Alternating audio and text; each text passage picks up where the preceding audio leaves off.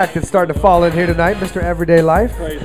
And if you guys didn't know, Junction Bar and Grill is on 160 West Gray in the shadow of downtown Houston with probably one of the most beautiful wait staffs in Houston.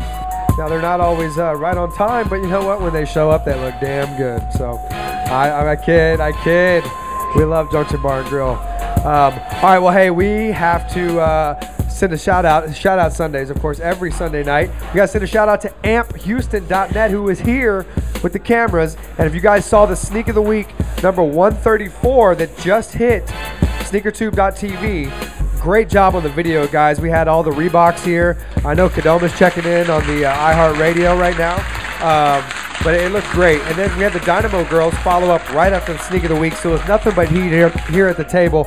And if you want that heat video or you want to put together something real nice, hit them up, man. amphouston.net.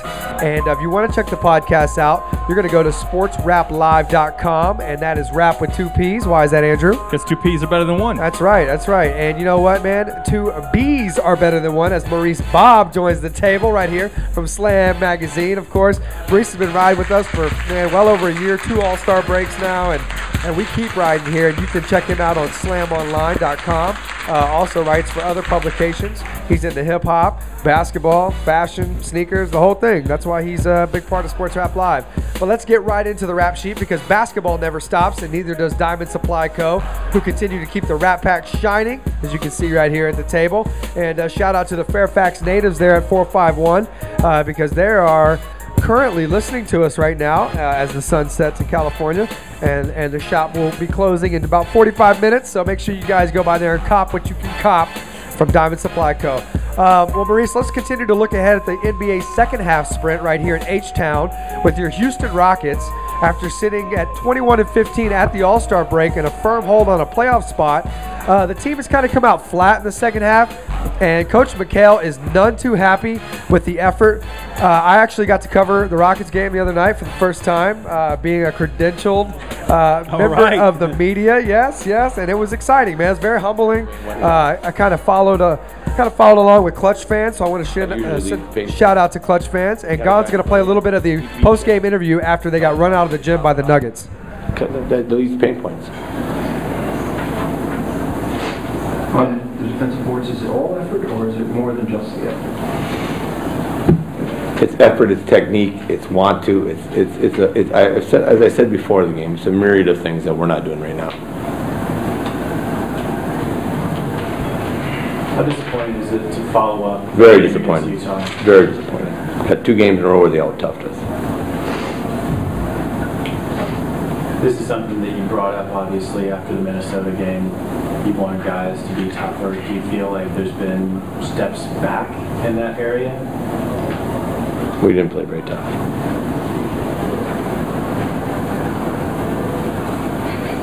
Is there anything you can do about it, Coach? I mean, to maybe ignite something back in these guys? They better. They better. Let me tell you something. That team right there, we're ahead of them in the standings. That's like a double win. You know, whoever won this game is like winning 2. Talked about all that stuff. Talked about them coming out there. Talked about Fareed, Mozgov, Costa Kufos coming out there. About how we got to worry about those guys on the boards, and those 3 had 14 offensive rebounds of their 19, and those are the guys we talked about. We can't let Costa Kufos, can't let Fareed, can't let Mozgov do what they did. And they went out there and they just out-rebounded us.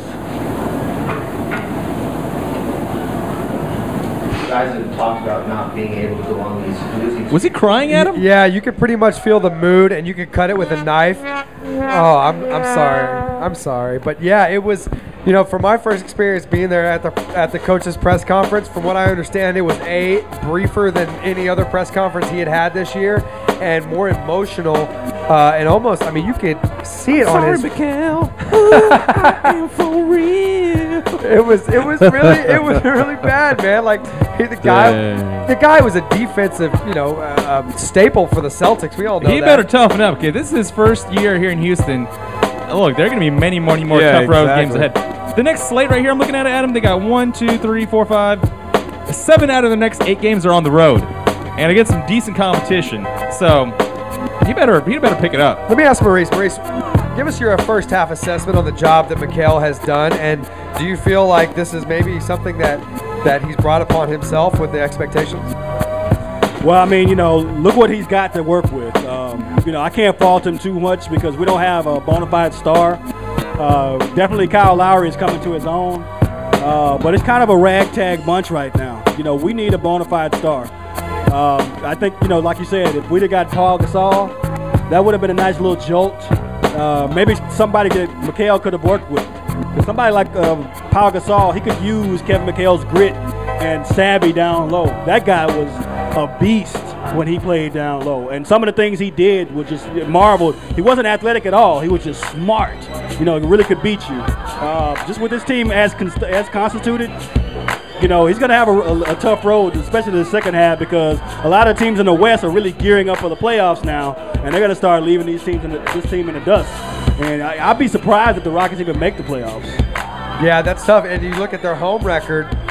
We talked about Thursday night, Maurice. The Rockets rank towards the bottom in home attendance. 27th in the league in home attendance. 27 out of 30th in home attendance. And this is H-Town, man. This is Clutch City. I talked about it where you couldn't find a ticket back in the Summit days. I mean, this is something new for the Rockets. And I think, even if you do get, let's say they did held on to a four spot, by some freak of nature because the West is just pretty wide open right now. Where's your home court advantage? That's not going to mean anything. You think people are going to jump on the train all of a sudden because they're in the playoffs? I don't know, man. So your prediction of them not even making the playoffs, especially with 6 out of the next 7 on the road, 7 out of 8? 7 out of 8 on the road? Yeah, they could be back to 500 real quick. But speaking the West is just so stacked. It's really tough to be mediocre and get anywhere. Sure. And if you do, I mean, you're really just kind of burning your own lottery pick. You're kind of like lighting money on fire because you might as well be out of the playoffs and get that I'm higher of the same opinion I was this time last year. Just tank it. We don't have any stars. Let's go get some stars. I could see that Nike shirt. Just tank it. Just tank it, baby. Well, hey, speaking of a disappointing loss, and I know in the big scheme of things, it's one loss, first week of March. But OKC, man, they've been gunning for that #1 seed, and they slip up against the Atlanta Hawks, which are a pretty mediocre team in the East, as we talk about mediocre teams. But KD and Russell Westbrook have been as good as any duo in the league, Maurice, and their role players have been a huge lift for this young franchise. Do they lock up the #1 spot in the end? I think it's either them or the Spurs. I'm really not counting the Spurs out. I really like what the Spurs have been able to do. And if they get back Manu Ginobili in a timely fashion and he just really gels, I really think they're going to be the #1 seed if they can figure it out health-wise. That's the funny thing. We keep forgetting that Ginobili hasn't been around this season, and they're still right there. Tony Parker's playing like an all-star. Duncan has found the fountain of youth. We kidded with Tony Parker a couple weeks ago about bottling that stuff up because they do it every year. And Andrew brought up the fact they were the #1 seed last year. Yeah. I mean, they really know how to kind of slide under the radar. But they have one of the best coaches in the league and probably in league history. Coach Pop is one hell of a coach. So I'd never count them out. But it's either between them and OKC. Yeah. Well, hey, what about these Clippers? Not only they're 5-5, they're here in H-Town right now, and they're in a battle with the Rockets.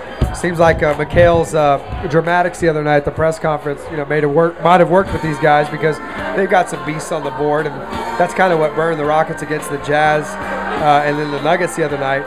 But this Clippers team is 5-5 in their last 10, but they're still holding on to the #3 spot.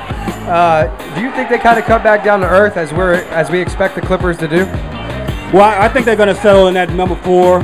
Maybe 5 spot, but I think 4 spot. They've really made a huge jump getting Chris Paul and some of the other ancillary pieces. I think the Kenyon Martin pickup was really underrated. He brings a lot of toughness and grit to that team because they're very flashy and so forth. I think he's going to bring a lot of grit to that team. They'll go far. I can't see Western Conference Finals, but they'll get close. Is this a team that we could probably see in the Western Conference Finals in the next couple of years? Oh, yeah, definitely. Chris Paul just changed the whole outlook of that team. He's definitely an MVP consideration for me. That was Andrew's pick. We did. I watched part of that game on Friday night. It's at the Phoenix. Yeah. Caught the last of the fourth quarter. They have a lot of problems with trying to figure out how to set up their half-court offense late in games when they're trying to figure out who to get the ball to. Like if Griffin is not really getting in the lane and getting some sort of motioning action to where he can cut to the lane. They have a lot of problems trying to figure out where Chris Standing Paul. around. Well, it's just Chris Paul trying to either shoot a three at the end or him trying to figure out where the ball can go other than Blake. Yeah, true. Flight Club in the building officially has landed. Well, hey, I don't know. We'll see what this team does in the playoffs. I think they're a year or two away. I mean, even the Miami Heat, who we thought was the greatest team ever assembled last year, they struggled once they got into the playoffs and they had to slow it down and they actually had to run some set offenses. They weren't the run and gun team that we're seeing this year in the league. But you know what? We've talked a lot about the sloppy play and now the rash of injuries in the first half, Maurice. It's been almost unprecedented, the number of injuries. Well, I think it's because of the short season. I mean, guys don't have enough time to rest or recover or really just get things together. I mean, anytime you just slap a schedule together like that, back to back to back to back, there's no rest, and you're going to be prone to injury like that. And I called that at the beginning of the season. It's all going to boil down to who can stay healthiest and who can have the best legs when it comes down to it. That's what I've been saying. That's why I think Indiana and Philadelphia are doing so well in the East. It's because they're so much younger than a lot of these other teams, like your Orlando, your Atlanta, your Boston, that they're able to just basically fresh legs their way through games. But what do young kids do a lot of times when they first start driving? They try to push that gas until they run out, and they call mom and dad and say, hey, I ran out of gas before I could get to the gas station. So these young teams, you'll see that in the playoffs. Like, hey, the adrenaline starts to wear off a little bit. You're playing up against the big boys. You're playing those top seeds. But, now that March is here, I mean, there's really no more excuses because now you're going to blink and April will be here. Once we get into April, we're starting talking about playoffs. Yeah. And these teams better get it together because the trade deadline is looming. We're less than 2 weeks away from the trade deadline. You realize how crazy that Thursday is going to be? Yeah, because we're going to be in Austin for South by Southwest. It's also that Thursday is also the first Thursday of the official, what I consider the official tournament of the NCAA March Madness. Oh, so it's going to be just ridiculous. On my B day too. Dang. No. Yeah, I mean, just no. I'm tripping. The week after. There you go. Okay. I was getting a little excited. The whole ball of wax is resting on what's going to happen with Dwight Howard. Yes. No team is all teams are kind of just holding back and waiting to see if they can get Dwight Howard or what's going to happen with Dwight Howard. Teams are scared to make moves because they don't want to miss out on, the prettiest girl in school. That's Dwight Howard right now. Very true. Oh, and he was all pretty during All-Star Weekend in his home court. They're going to start sending him them box of cookies so you can start doing that whole cookie time thing. Did you know what I'm saying? I saw the cookie thing. Yeah. He actually got it. I'll send him some box of Chips Ahoy and everything. Hey, well, look, let's ask everybody out there what they're looking forward to in the next 6 weeks of the regular season before the playoffs begin. Call us up right here on 713-212-5790. That's the Silverleaf Ghost Pepper hotline.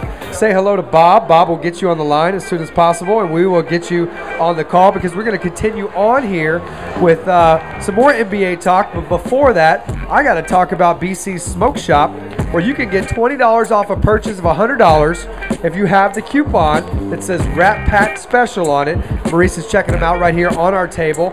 And if you can't make it by Junction Bar and Grill to pick up the coupon here, just go to sportsraplive.com. That's Rapp with 2 P's.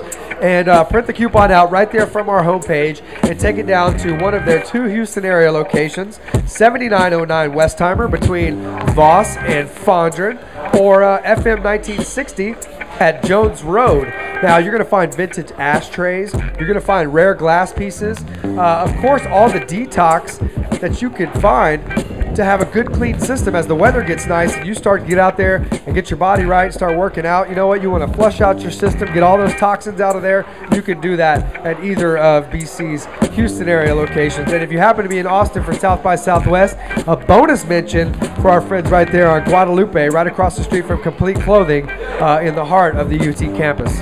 What better place to put a smoke shop than the heart of UT campus? You know what I mean?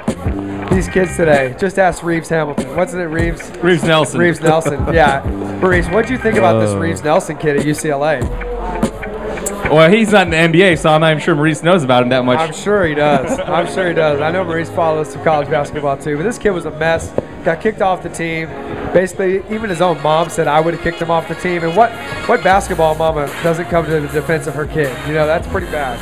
Well, sometimes that's what's needed. You need that tough love to get your act together. It's gonna mess up his basketball future, but you know, as a man, you got to get it straight. He better get it straight, man, because he is on the crooked right now. Well, let's continue to the Reese Report, and that's the Reese Report wrap-up style here on a Sunday night. Thanks for coming out on a Sunday, Maurice. Hey, thanks for having me, man. I'm still on the hangover from All-Star Weekend. I want your thoughts on this game, what everyone was talking about on Friday night.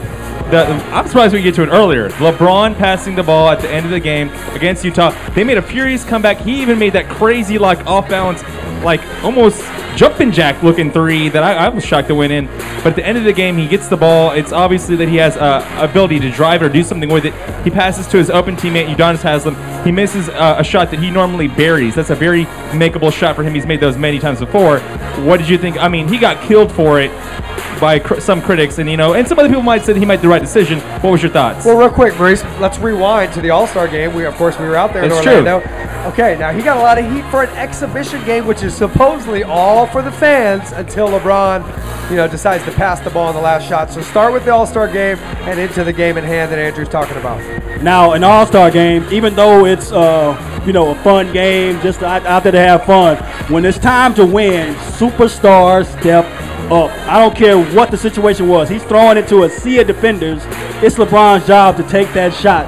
It was so off kilter that it made Kobe mad. Just defending him, like, what? You didn't take that shot, and I'm sure all the people watching felt the same way. So in that case, dead wrong. But in the Utah game, that was the right play. Although, I mean, who's gonna give a winning shot to Udonis Haslem? But when you think about it, it's a purely basketball play. It's the same thing that Michael Jordan would have done, kicking it out to Steve Kerr to win the game. It's the right basketball play. But when it's winning time, you need your superstar to take that shot.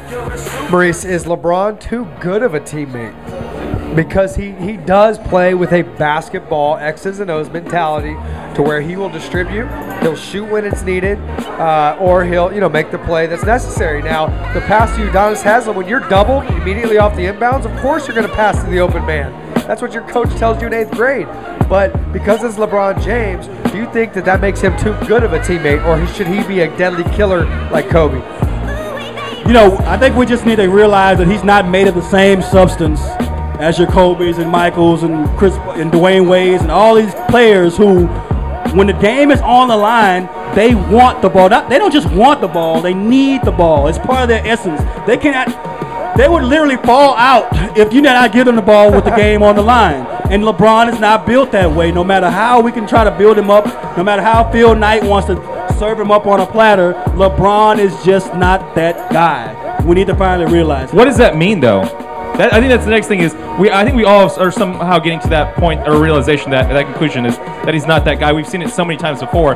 But what does that mean? Does that mean that he can't win a championship? Do you think that means that he's not going to have the career that some people would want him to have? What does that even mean for this season? Well, I think when you look at your team and you have LeBron on it, you've got to set it up with outside shooters.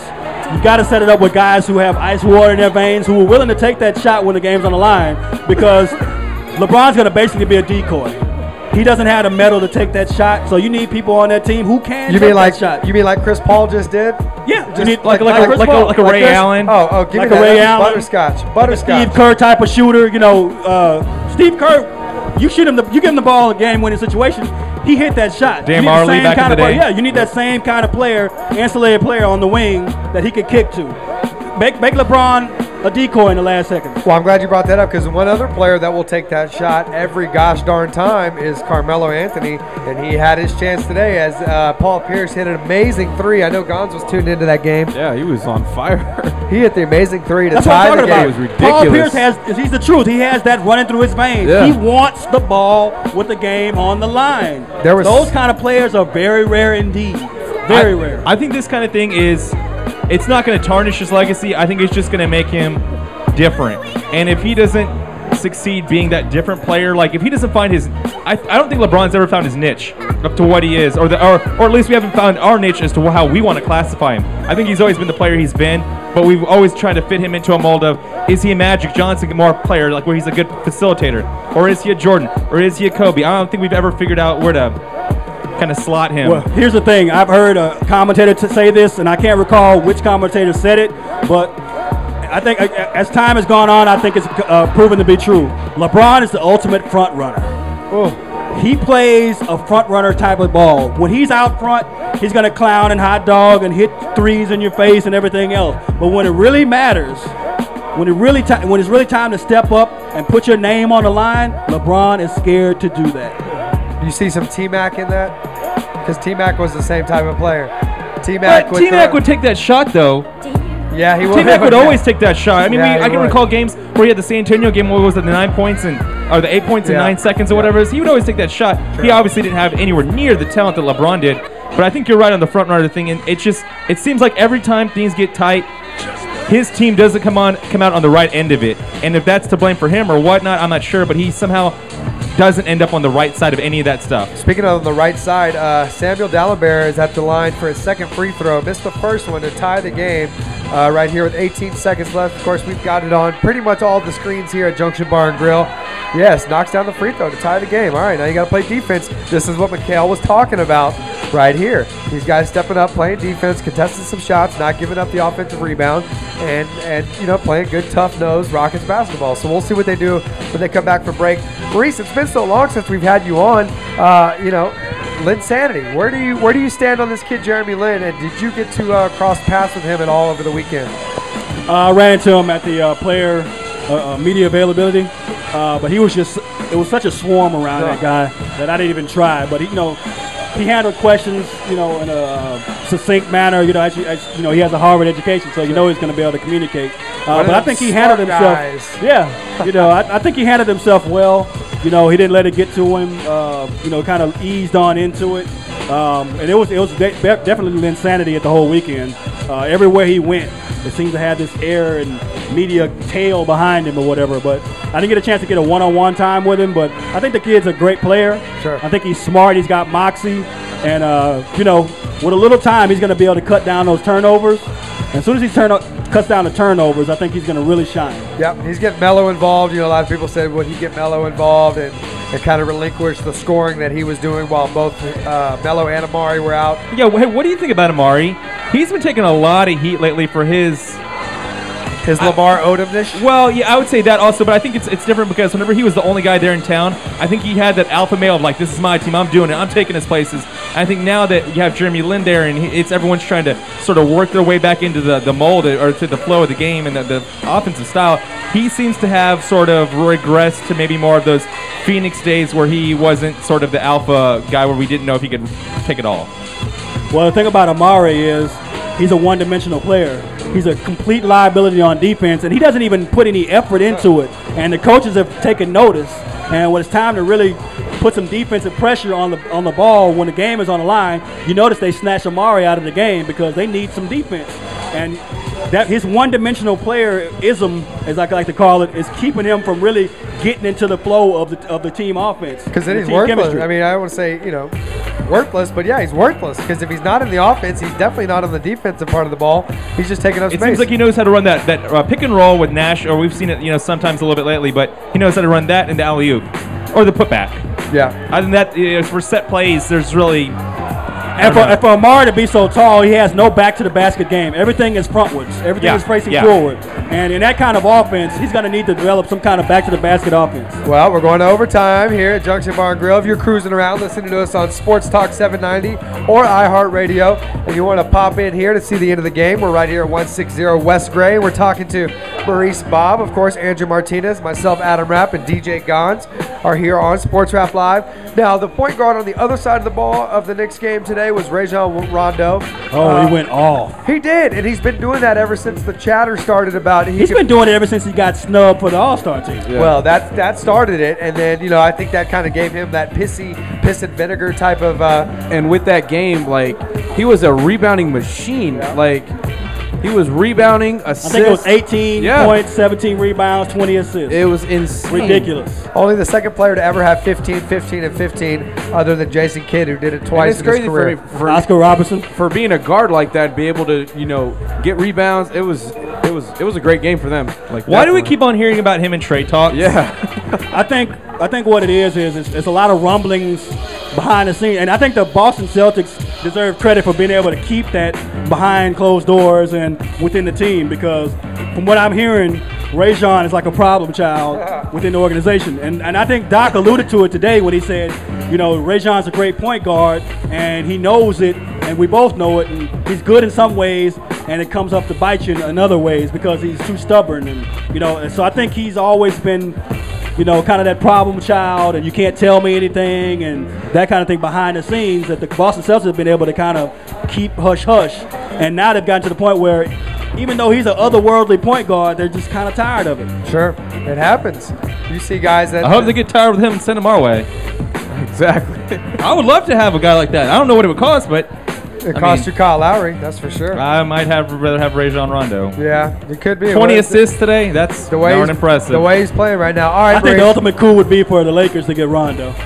I think that would be very good. To still a Celtic and go all the way. Yeah, that would be the ultimate coup. Yeah, I can't imagine how many articles burning on that one. Bill Simmons would burn up. He'd have to create a whole new Grantland for that. I mean, Kobe would love it because, you know, Rondo don't need to shoot. No. Rondo would just love to just pass all day long. And do his little behind the back cup pass. The one-arm man. He's still a one-arm man to me. He shoots like the one-arm man, too. I remember Maurice was here that night that he was having that game. Oh, the noodle arm, all jacked up arm. Absolutely. I remember that. I've seen that game, yeah. Well, hey, real quick, Maurice, last little nugget right here from the NBA that I want to hit on before we go to break. Sacramento sacks up and approves a deal with the help of Mayor Kevin Johnson to stay in California's capital city, which was very emotional news for the Maloofs. What does this mean for our friends in Seattle, who apparently passed the same kind of deal to get a stadium built in the Emerald City? Well, a lot of people don't know this, but Gary Payton, behind the scenes, is really working hard to get a team back in Seattle. Shout out to the Glove. Yeah, he's not getting a lot of press about it, but he's behind the scenes really trying to make that happen. And Seattle's a great basketball town. I mean, they've always been. You know, you go back into Seattle lore, they had, remember, Xavier McDaniel and all those guys. The entire Pacific Northwest has Michael been big Cage's basketball Jerry fans. Curl would have its own Twitter today if he was still around. Yeah, you know, so, I mean, I'd love to see Seattle get another team. I mean, they could just take Charlotte's team. Charlotte doesn't need a team at this point. Yeah, just move it on over there. Yeah, just take Charlotte. You know, they'd be doing us all a big favor. Oh man. And just think, Jordan will be that much closer to Phil Knight. That's true. That's true. They can go golf and gamble. There you go. There you go. Well, Maurice, thank you so much. Real quick, give us your Twitter and where they can find your latest article. Twitter is @Reese Report. Find me on Slam Online. You can find me on mtvnews.com as well. I'll be doing Marcus Smart coming up for the next issue. Big time high schooler, committed to Oklahoma State. He's in Flower Mound, Texas. Right outside Go of on Dallas. YouTube this guy. This guy has some seriously athletic dunks at a 6'3". Awesome. Well, there it is right there. We'll check in with you as we get closer to the playoffs, Maurice. Enjoy March Madness. Come holler at us in New Orleans if you're out there. We'll be on Radio Row. And when we come back, we're going to talk some March Madness. If you want to stick around, hey, ride with us. We're going to talk March Madness and the Martinez Report right here on Sports Rap Live.